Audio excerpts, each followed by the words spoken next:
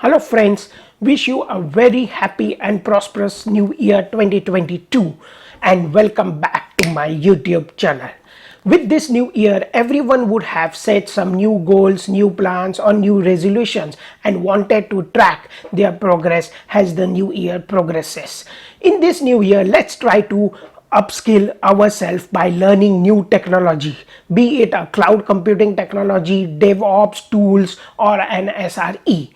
In this video, I'm going to basically talk about the hottest jobs which are available in the market, like DevOps engineer, solution architect, and AWS Sysops or a system engineer. Let me walk you through by going through little bit about the skill matrix which you need if you are applying for these jobs. And let's get started without wasting that.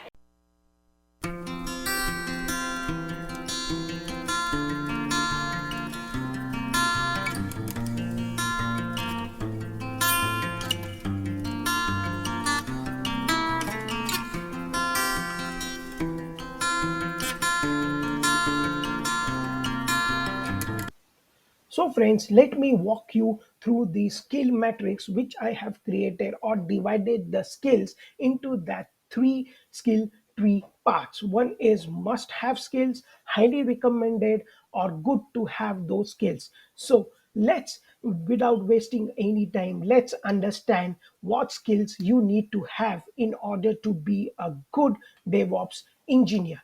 Before understanding the skill matrix of a DevOps engineer, you need to understand the main responsibility of DevOps engineer.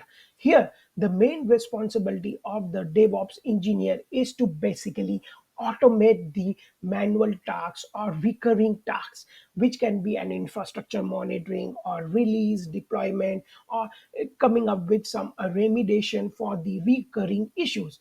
At the same time, the important part of the DevOps engineer is to set up a proactive monitoring and at the same time reporting it if anything goes down or anything is not working as per expected. So now let's walk through the skill matrix which has spoke earlier in my slide is divided into three parts. The must have skills, when we talk about from the DevOps engineer perspective, the first skill you should be familiar with infrastructure as code. When we talk about infrastructure as code, the first thing in our mind comes up is the Terraform. How can you set up your infrastructure on the cloud, or how can you deploy your or how can you basically set up the virtual machine on the cloud, or couple of other things. At the same time, you should be familiar with the cloud formation template if you are basically focusing more on AWS cloud computing service. Moving to the next important part is Git commands. Why Git commands comes into picture? Because DevOps engineer every day do some commit or change something into the code repository, and you should be familiar with all the necessary Git commands. If you haven't watched my previous video on the GitHub or a Git commands, kindly go through my previous video where I have basically tried to explain the difference between Git pull, Git push, how can you create a branch, how can you add a user, how can you create a new user, and couple of other commands. Moving to the next part is the DevOps services. When we talk about DevOps services, the first thing in our mind comes is Jenkins. The moment you hear the word Jenkins, it triggers something called related to the continuous integration and continuous deployment. If you're not aware what these two terms are, kindly go through my previous video where I have tried to explain difference between continuous integration and continuous deployment and how Jenkins helps us to achieve that. In my upcoming videos, I'm going to basically walk through practically setting up the Jenkins on your local machine and what is the pipeline, freestyle projects, and couple of other stuff. So stay tuned for that. Moving to the other matrix session, which is highly recommended, is to know the pipelines. When we talk about pipelines, you should be familiar how microservices work within an application without being dependent on each other component. At the same time, you should be familiar with the virtual machine concept. As soon as when we talk about virtual machine, the other thing comes into picture: how can we deploy our application on using containers, which is a Docker or a Kubernetes? And at the same time, how can we make our application serverless? When we talk about serverless, if you are into AWS, the AWS Lambda is one of the serverless services.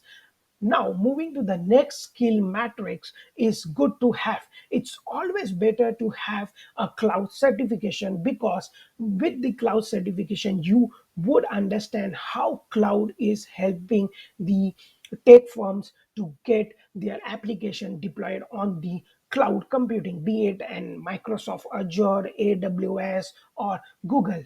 And one more thing is you should be familiar with the Ansible. When we talk about Ansible, configuration management comes in our mind. And to get that understanding, I have created a previous video on Ansible, as well as what is configuration management and how it helps you to basically get your application used whenever needed. At the same time, if you are into AWS, it's better to know the elastic beanstalk and get familiar with it. I hope you got an understanding of what skills you must have, good to have, or highly recommended if you're looking yourself to be a good DevOps engineer. Moving to the next important stuff here is the solution architect. If you're looking yourself to get into a career of solution architect, then you should have these skill sets. But before that, you need to understand what is the role of solution architect, or why do company want a solution architect to be hired to get their application deploy on the cloud computing, or how it should operate on the cloud computing. So the first and foremost responsibility of solution architect here is to create the design based on organization policy. The important role of solution architect is to understand the environment around itself on which he is going to design an application, keeping in mind the compliance and other policies or related to the organization. At the same time, once you have designed an application, you need to educate the team, because at the end of the day, they are going to handle their application from end to end, be it a deployment, be it running any application on the cloud computing, or doing any releases. And at the same time, another responsibility of the solution architect is arranging the workshop and demos. It is always important to get a gist of the how application A is going to run on the cloud computing by arranging the small demos, which will give an idea of how to operate an application when it's getting deployed on the cloud computing. So let's move with the skill matrix. In order to be a good solution architect, you should have the first skill matrix here is must have. So the first one, if you are related, if you're talking about the cloud specific, then you should be familiar with understanding the compute. When we talk about compute, if you are into an AWS, EC2 is one of the thing. If you are into Google App Engine comes into the picture, you should be familiar with the network fundamentals, how DNS, TCP, ICMP, and couple of tools work from the network perspective. You should be familiar with this, what are the route tables and couple of other things. So get yourself familiar with the network fundamentals. At the same time, you should be familiar with the storage services. When we talk about AWS, it comes S3 comes into our picture. When we talk about Azure or GCP, there are other storage services. Azure has blob storage service. Google would have another storage service. You should get yourself familiar with the storage services offered by the cloud uh, service provider. At the same time, you should be familiar with the well architect framework. When we talk about AWS, there are five pillars of AWS which you should be familiar with it, and or get yourself familiar with those well architect framework five pillars of AWS. At the same time, when we talk about solution architect, the presentation skills comes into an important picture, because you're going to basically educate the team, you're going to arrange demos, arrange workshops, so you should have a good presentation skills where you can make your audience understand what you're presenting. And at the same time, question and answer sessions, right, that plays an important role. Now, moving to the another skill matrix here is highly recommended. So when we talk about highly recommended thing, one of the component you should be familiar is pipelines. Remember, we talk about microservices, virtual machine, when we were talking about DevOps engineer role. At the same time, you should be familiar with the cloud formation template. Moving to the another skill matrix of the highly recommended, you should be familiar with the relevant technology. Nowadays, everyone is getting ourselves familiar with the Python, Node.js, Go, or Ruby. Get yourself a fundamental understanding of how the Python is. If you're already into a shell scripting or a Perl scripting, it would be an easy to get an understanding of the Python, because most of our cloud stuff is now written in the Python, and the companies are really looking for the candidate who is having a good knowledge on Python, and they are paying very well for that as well.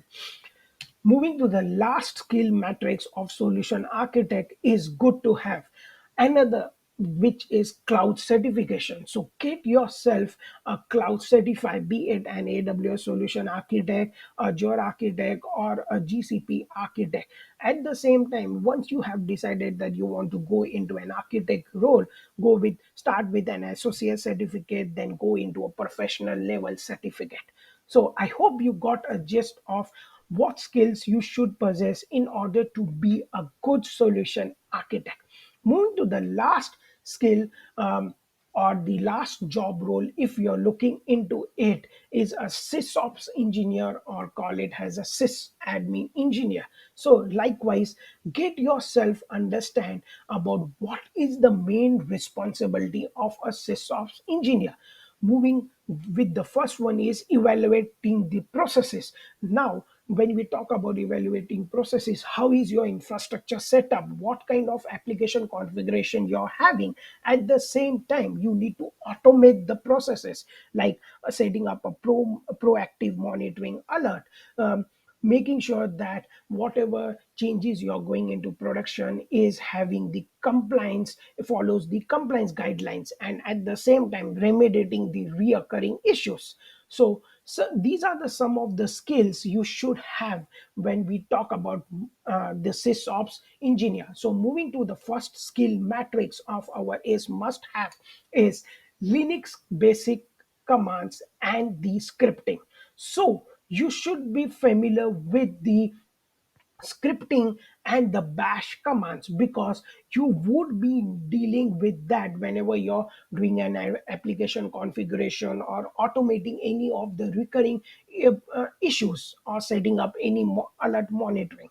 So moving to the next skill matrix you should have in the must have skill matrix is infrastructure code. So um, I have discussed this lot. You should be getting yourself familiar with the Terraform. Get yourself enrolled for the Terraform Associate Certificate, where you get the basic idea of how Terraform works, or helps you to set up your infrastructure on the cloud. At the same time, you should be familiar with the security principles, or what kind of security principles you should have in order to set up your application on the cloud. When we talk about security setup, it is, if you're familiar with AWS, it comes as IAM.